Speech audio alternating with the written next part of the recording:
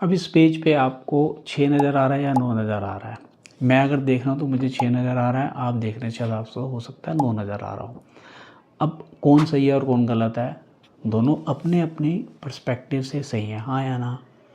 लेकिन real life में क्या होता है, जब भी हमारे पास कोई डिस्कशन का पॉइंट आता है, हम एक दूसरे को अपना पर्सपेक्टिव शेयर करते हैं और हमें पता ही नहीं लगता कब हमारा डिस्कशन आर्गूमेंट में कन्वर्ट हो जाता है और हम कहाँ पहुँच जाते हैं अपने आप को सही प्रूव करने में।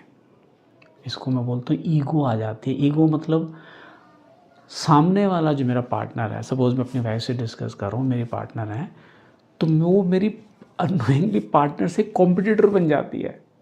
कॉम्पिटिटर से क्या होता है, मुझे जीतना होता है, तो मैं जब जीतने के लिए इंटरनली मेरे माइंड में होता है मुझे जीतना है, तो मैं अपने आप को प्रूव करने लग जाता हूँ और अननोइंगली डिस्कशन मेरा आर्गूमेंट में कन्वर्ट हो जाता है। जब भी हम आर्गूमेंट्स करते हैं, आप बताइए हमारा प्यार का क्वेश्चन थोड़ा कम होता है, नहीं होता है ना? उसके बाद देखो कैसे शांति घर में रहती है। तो you sometime win an argument but you some lose that relationship for that moment.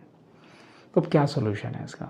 अगली बार कभी ऐसे सिचुएशन आते हैं जहाँ हम कुछ डिस्कस कर रहे हैं, तो एक काम करके देखिए, आप सामने वाले को बोलें कि ठीक है, आप अपना पर्सपेक्टिव समझाओ, आपको ये नो क्यों नज़र आ रहा है, why you see it is different, और तसल्ली से सुनना है, डिफेंड नहीं करना, अपने पॉइंट को रखने की कोशिश नहीं करनी है। सुने, हो सकता है उनका पर्सपेक्टिव सही हो, और अगर हमें लग रहा है कि मेरा पर्सपेक्टिव ज़्यादा अच्छा है तो उनको बोले कि ठीक है मैं अपना पर्सपेक्टिव शेयर करूं, देखते हैं क्या सोल्यूशन निकल के आता है।